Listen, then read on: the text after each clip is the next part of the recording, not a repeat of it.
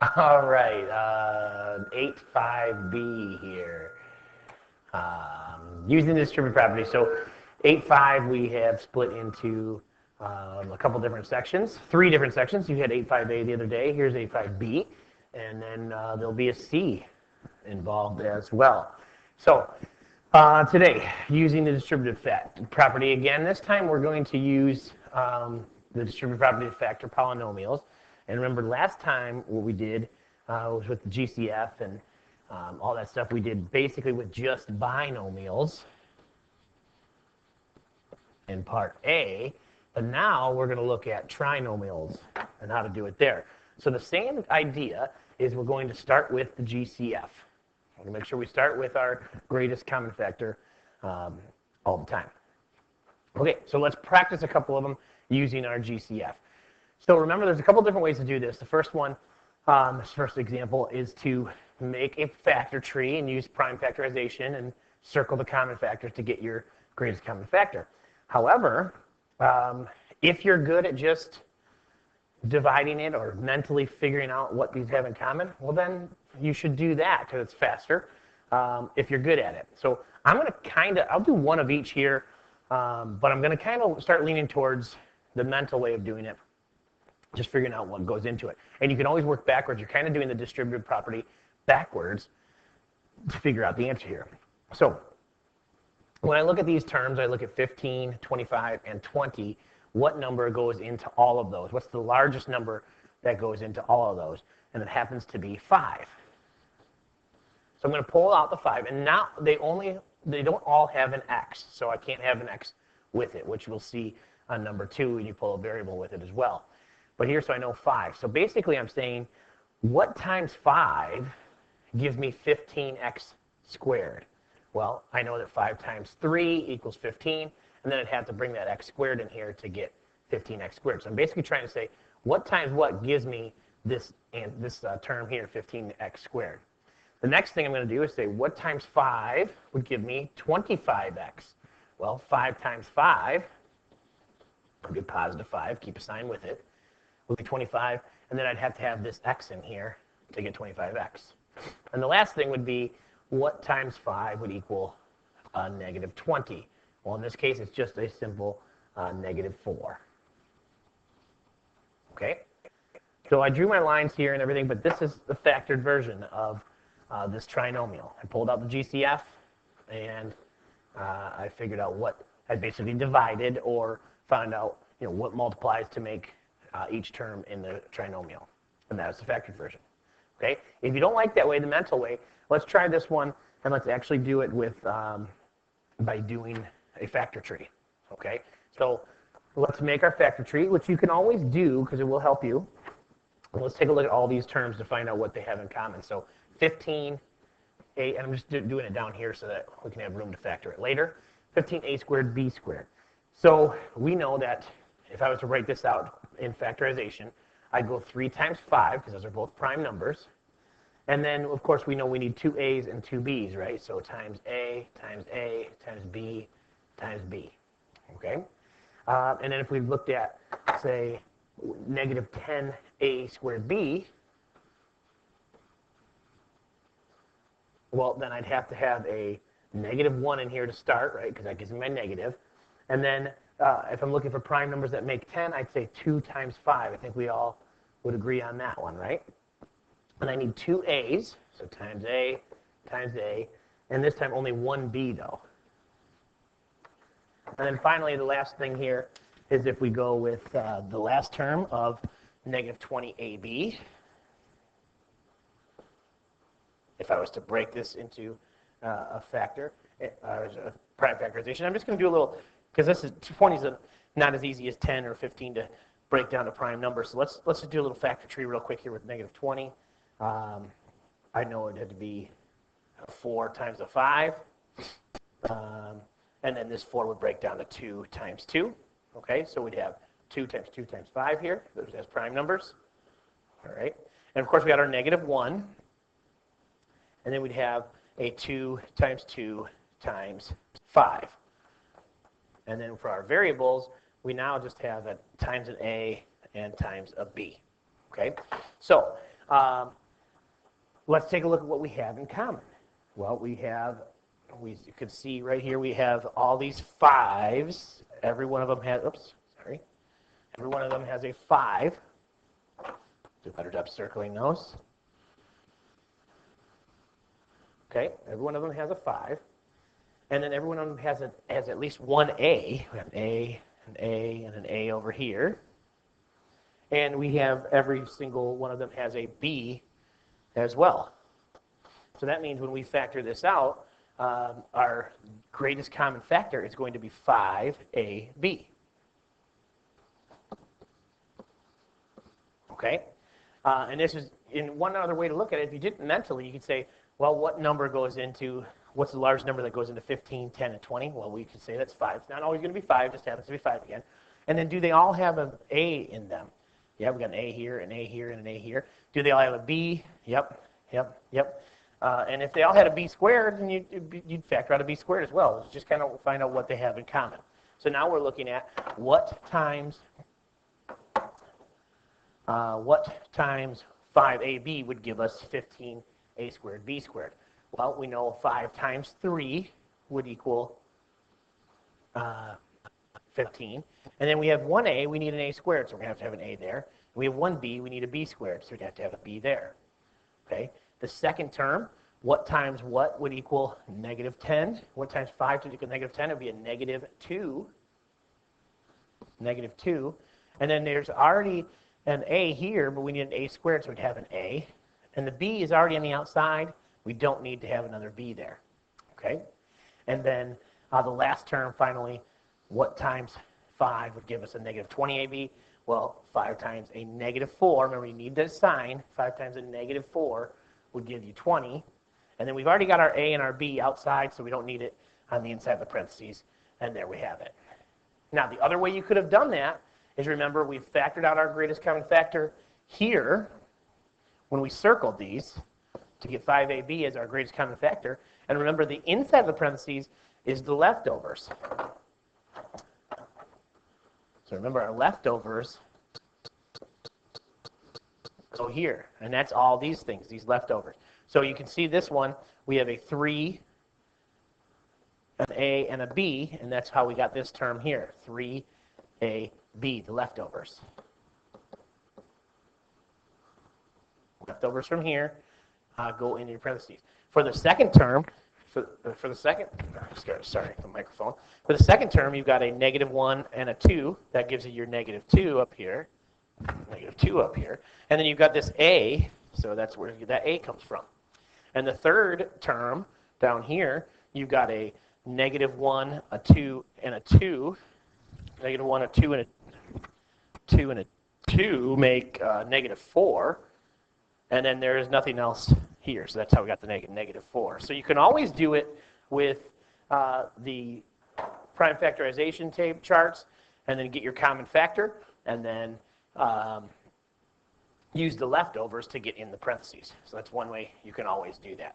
Okay?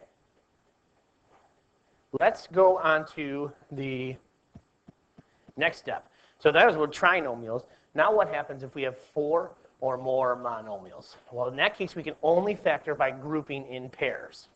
Okay? So now we've done binomials. We've done trinomials with the greatest common factor and using the leftovers and things like that. Now with a group of 4 or more, we have to factor by grouping. So grouping is going to tell you that we need parentheses. Okay? So we're going to group them in pairs. So our first step here is group in pairs and use the commutative property if needed. So when we talk about pairs, we're talking about parentheses. So you're going to actually put parentheses around 2 sets of numbers to kind of then factor them based in their groups. And then the commutative property, does everyone remember what that is? Of course you do, right? This means that you can change the order. Okay, it goes way back to chapter 1 or 2. So if we need to, you can change the order to make things easier for you. Okay? And there's certain ways and certain reasons why we want to do that. If something's a little bit easier to be factored, if you change the order around, then go for it. Factor each pair separately using the greatest common factor. So we're going to look at our groupings in parentheses here, And we're going to factor each of these separately using the same strategy we did with binomials and trinomials. Find the GCF, and then use the leftovers inside the parentheses. And then after that, look to see if you have common factors at the end. And the big thing we're talking about with common factors here is, do we have repeated parentheses? That's a good thing if we have a repeated parentheses. And you'll see what we're talking about when we do an example here. So let's go ahead and do a couple examples. I only have 3 of them here, so let's do numbers 3 and 5, and we can talk about number 4 in class. But let's do this one. So factor each polynomial, and we have 4 monomials here. 1, 2, 3, 4. So our rule says that we have to do some grouping here. So the first thing I'm going to do is I'm going to group it. I'm just going to group the first 2 together, and I'm going to group the second 2 together with parentheses. And here's where, again, you can use your prime factorization tables and make a factor tree and find the GCF. But I'm going to go the mental way, just try to figure it out each one separately. So looking at this first term here, I'm going to say 4ab plus 8b. So what do they have in common? What's the greatest number that goes into both of them? Well, 4 goes into this one. It also goes into the second term. So I can pull out a 4. But they both have a b. They don't have an a, but they both have a b. So I can also pull out a b and factor that. And then in parentheses here, what's left over? What do I have to multiply 4b times to get 4ab? Well, the only thing that's missing is the a. So if I just put an a here, that would do it. And you can test it. That's how you can check your work. 4b times a would be 4ab. Okay? And then the second term, what times 4b would give us an 8b? Well, it would just be 2. It would just be 2. Okay? Because 4 times 2 is 8, and then b would come along with it. 4b times 2 would be 8b. Okay? And then the next thing here, we go over to the second one.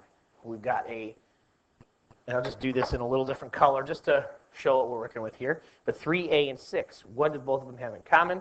Well, it would be a 3. And let's use a positive 3. We've got to bring a sign with it. So positive 3 I could go out because that goes into 3 and 6. So what do I have to multiply here to go 3? What do I have to multiply to get 3a? Just an a. And then what do I have to multiply here to get a 6? Just a 2. A plus 2. Okay? And so hopefully we're doing better with the actual factoring and things like that. If not, you've got to ask questions here because this is going to keep coming back over and over and over and over and over again. So if this stuff is getting confusing for you, you've got to start asking questions on how to do this. And remember, you can do it mentally like we did here, or you can make the factor tree and find your GCF and then use the leftovers for the inside the parentheses stuff. Okay, so there's a couple different ways in which you can do it. All right, now let's check and see what we have here. If you notice in the parentheses, we now have what we talked about here, repeated parentheses. Okay, and that's a good thing. We have these repeated parentheses right here with this a plus 2 and this a plus 2. So that's good. That means we have a common factor. So what I can do is I can take that here and I can make this in one parenthesis here, a plus 2, and then I'm going to take the other 2 and put them in parentheses here, 4b plus 3. I'm just going to walk these down and put them in parentheses, the greatest common factors. Okay, so you've got your a plus 2, the common factors here in parentheses, and then you're going to use your GCF for the 4b and 3, put those in parentheses. So then you should have something that looks like a FOIL problem, right? This looks like 4b plus 3 times a plus 2. It's something that we have FOILed earlier in the chapter. That should be your answer. So factoring is kind of the backwards FOIL. We're doing the opposite. And so now you're in a situation where you've got a FOIL problem. That's what we want as our answer to binomials in parentheses. Okay? Let's skip over to number 5 now. Okay? Again, and the reason I want to show you this one is because it's a little bit different at the end here. All right, so we want to draw parentheses first. So we're going to go parenthesis here around 15a and 3ab. And then another parenthesis around 4b and minus 20. And again, remember, you can use the commutative property. You can change the order around if you saw, hey, maybe I should move this here and it becomes easier to factor. You could rearrange the order here if you wanted to. In this case, I don't think there's a real need to. So let's factor. We're looking at, in the first term, looking for the GCF. Well, 3 goes into both of those. And they both have an A. So I'm going to go ahead and say 3A. So basically I'm saying what times 3A gives me 15A? Well, it would just be 5. Right? 3A times 5 would be 15A. And then what times 3A gives me negative 3AB?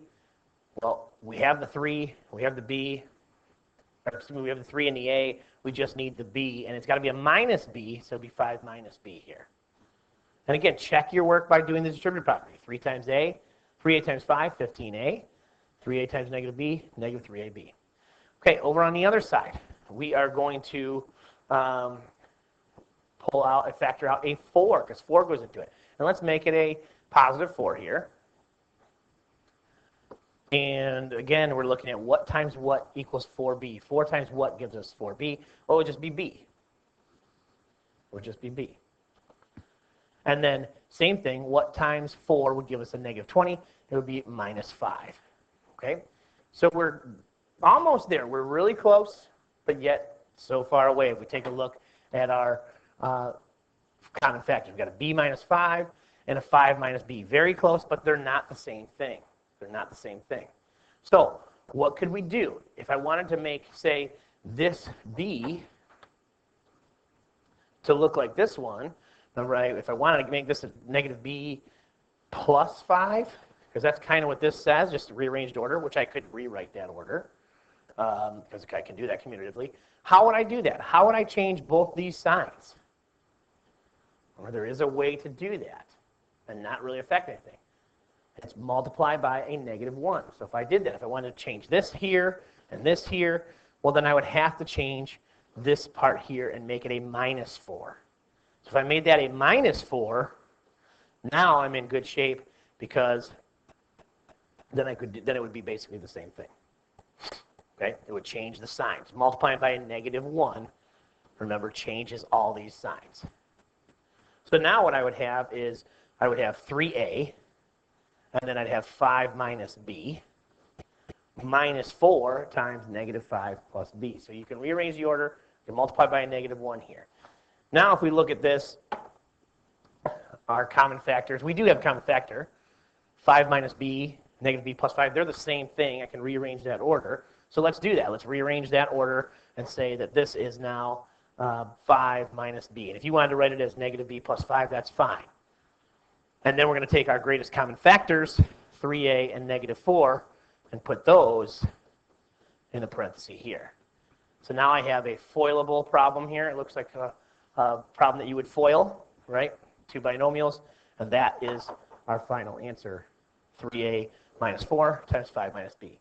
And remember, because of the commutative property, if you had 3a minus 4 times negative b plus 5, that's the same thing. That's the same thing. So it didn't matter from here if you took this one or if you took this one and put it in the parentheses. They're the same term. Okay? So hopefully we're doing okay on that. If not, we need to ask some questions. Our lesson summary basically says, are you allowed to rearrange the terms before grouping into 2 pairs? We talked about how you might be able to do that. Why would that be helpful? And our practice problem here then is to factor this one, 2xy plus y minus 4x minus 2. Use it by grouping, set it up 2 separate groups with parentheses, and then find your GCF and go from there. Okay? So that is it from 8.5b. We'll see you next time for 8.5c.